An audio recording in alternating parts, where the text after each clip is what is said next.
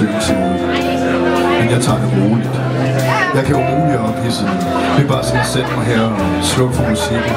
Og læne mig tilbage på bænken, mens mine tanker kommer bag på mig, og jeg ryster på hovedet og siger til mig selv: skør pige, skør pige, skør pige. Skør pige. Falder ned fra luften og sidder på dit køkkenbord, og du vender hjem med 3 dages tømmermænd. Skør pige. Hvidt hår og agenter i min lejlighed. Skør pige. Alting sagt i stillhed med den der accent, der gør no til no. Skør pige. Ingen kuffert. Kun sin mormors jakke og mentolsmejerne. Skør pige. Fryser på taget. Skør pige. Sidder der og smiler, som om man lige har sagt noget sødt. Men de ord er allerede glemt. Skør pige. Og nu er hun træt, og vi deler seng ligesom dengang i sneen. Skør pige. Så trykker varm og tæt ind til dig, at du pludselig elsker hende igen. Ikke at du på noget tidspunkt ikke gjorde det med hende. Skør pige. Hænder under t-shirt, hænder op ad ryggen, hænder hele vejen rundt om din hemmelige verden. Skør pige. Falder ned fra himlen med kæreste i hukommelse, håndbagage, overvægt og ingen kys under stigende sol gennem røde gardiner.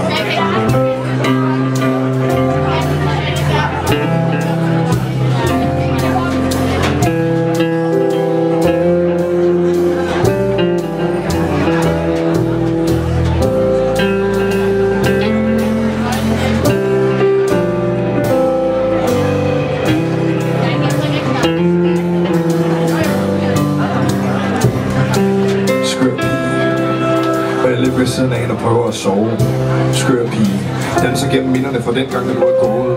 Skør pige. Svævende gennem sommeren. Skør pige. Solnedgang på taget, mens de varme gæder skramlede som hæsefraser fra en fjern saxofon. Skør pige. Røg og rødt lys. Skør pige. Nøgen i morgensolen. Og armene om min hals, når vi sad ved siden af hinanden i bussen. Skør pige. En smil under træerne og bryster under blusen. Skør pige. Skurvogn i snevejr, hvor vi løb tør for brænde og måtte holde varmen mod hinanden gennem alle mine frygtelige nætter.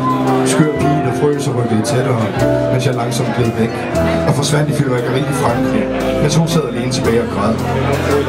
Skør pige, der vækkede mig med kaffe og masserede mine fødder, når hun vidste, jeg skulle op. Skør pige, der hentede mig ind i sengen, når jeg havde lagt mig på sofaen for ikke at vække hende, når jeg kom hjem. Skør pige, som jeg virkelig elskede af hele mit hjerte. Men den slags betyder bare ikke så meget, hvis man aldrig siger det.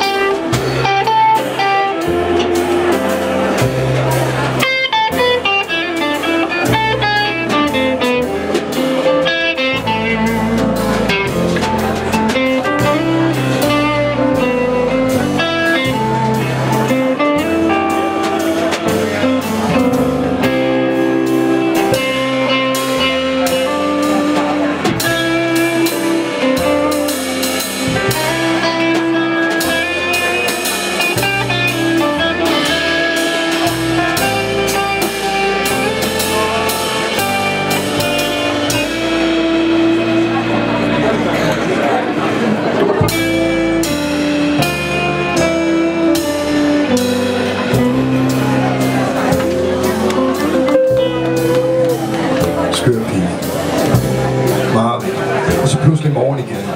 Skør pige, kameraet klikker. Skør pige, joints på assistensen, høj under træerne. Skør pige, tager mig i at smile og fanger med i flugten, så jeg næsten snubler og glemmer livet after she left. Og det må være evighed, siger hun. Skør pige, uafgjort i kortspil. Skør pige, går i cirkler over broen og spiller tanketetris med bilerne. Skør pige, scrambled eggs. Please make me some scrambled eggs. Skør pige, hvor jeg er alene før hun kom.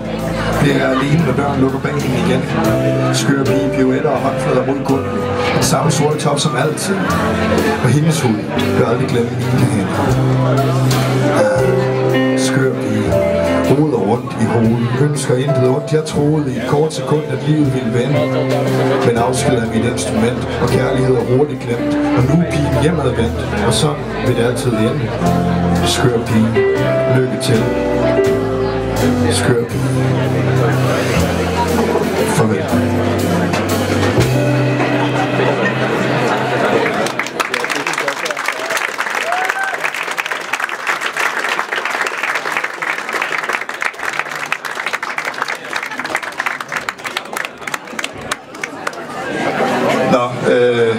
Det var det sidste nummer.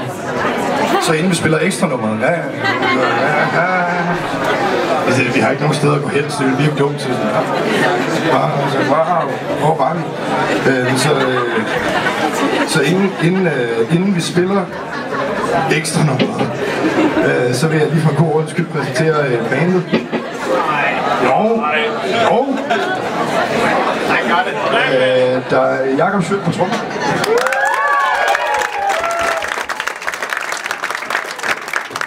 Thomas Cortez på bass. Andreas Madsen på beat. Og Kasper Nielsen, han vil helst ikke præsenteres. Han spiller på guitar.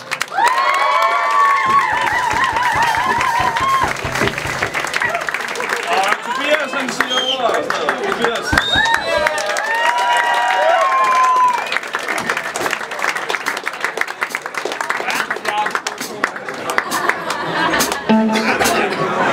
Hype man.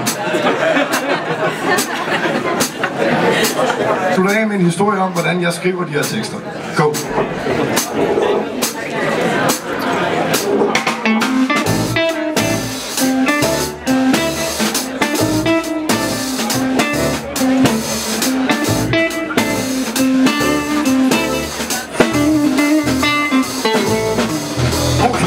Natten falder ned fra himlen og slænger sig på byens top. Og her begynder arbejdet med ordene. Og mens dagens forsømte gøremål går i seng, står stjernetæppet op, og barnet sætter røde lys på bordene. Og jeg er sådan til en lighter til en smøg, og så er det afsted ned af fliserne. Det er rødt lys og blå røg og blå blink, og her kommer splisserne. Og her kommer jeg med vibrerende pik og 110 i timen. Og den stakkels midnat må hellere passe på. For når jeg første gang får fat i den, bliver den aldrig den samme igen. Og her er første vandhul, så første bar, døren op og digter ind.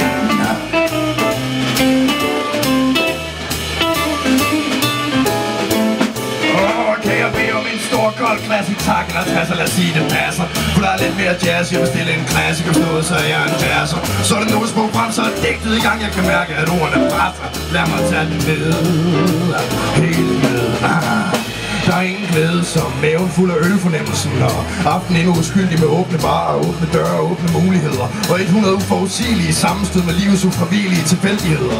Der ligger spredt ud over byen som kugler på et bulebord efter første stød med køen. Her ser ud som sædvanligt med spredte grupper ved bordene, sædvanligt fumlet med ordene og hjørnestiller i bløde kys i smug.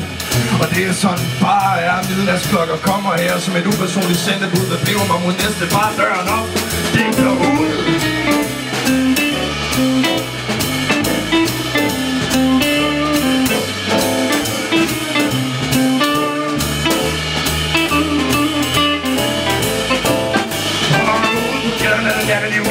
Stenene synger til månen. Mens grupper på druk i hatteskulder med, så der spruten kan problemer med tonen. Og hele byen er sådan, bare der, åh. Se nu engang, bare ikke klar mere råb. Og må hjem og have ro. Og gennem luften rukker jeg ud af 5 A's brøl over dronning Louises bro.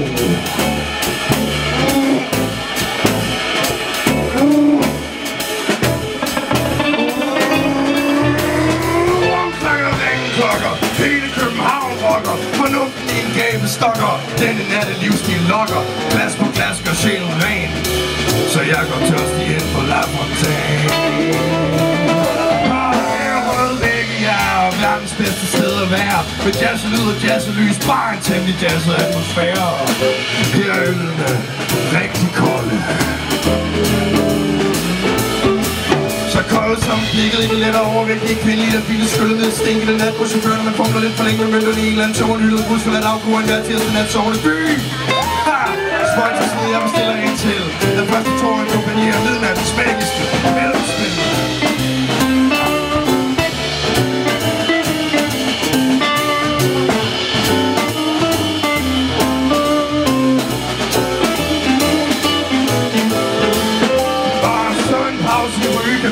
Line og røgring, du kender rutinen. Og her står man egentlig meget godt, men tønden sparker ind til småt. Og hende brunetten i baren er da egentlig meget flot.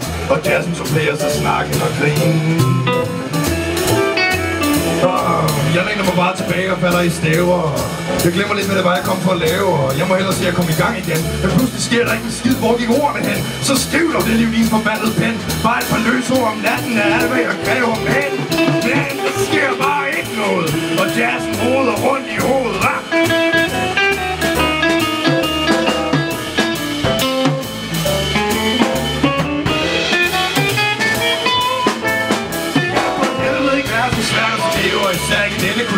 Jeg mener, en digter kan vel digte bedrive, men det eneste, jeg tænker på, er hende brunettens øjne.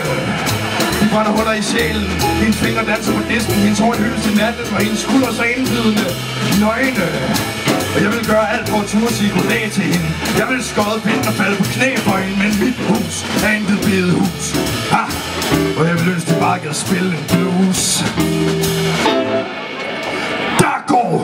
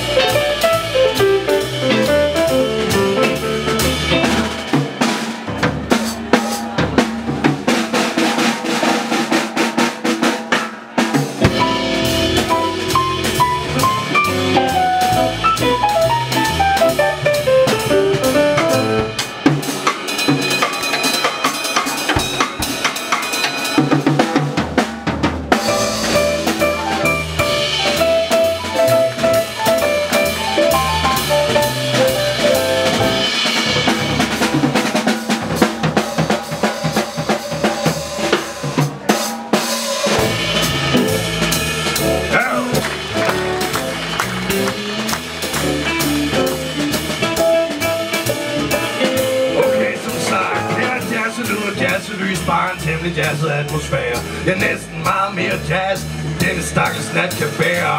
Jeg er også den skide barstol, jeg prøver med en smøg mere. Men i kabinen står Mr. Know-it-all, der giver sig straks til at kommentere.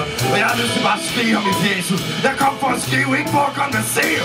Men han siger: du må være alkoholiker eller virkelig bare elske jazz, siden du sådan kommer her alene. Og selvom den slags ikke fortjener ansvar, siger jeg tror det er lidt af begge dele. Han løber videre, mens jeg med synkende hjerte siger brunetten ud af døren. Siden den linje nu ikke rimer på fuck, tænker jeg bare øv for søren.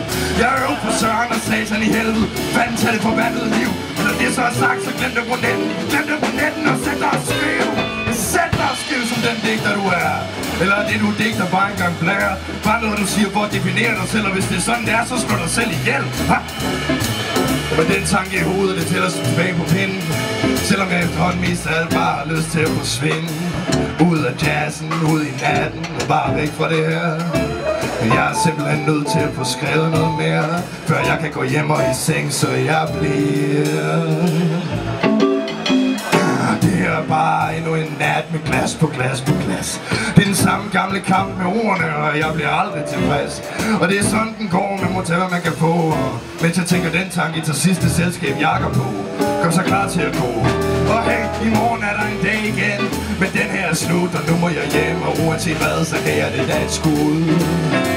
Så nu er det for aller sidste gang. Tak for i aften alle sammen. Døren op her. Men det er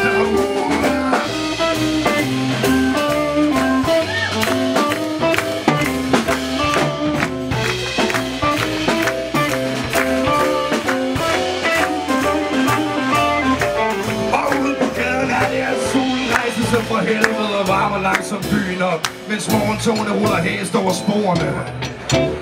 Og jeg så skal synge slingerne hjem, mens de kommende tømmermænd følger tropper herhen og arbejdet med ordene. Og jeg har sådan tændt lighter til en smøg, og nu er det den sidste i pakken. Og alt hvad jeg fik var en meningsløs seddel med flere tomme ord til stakken.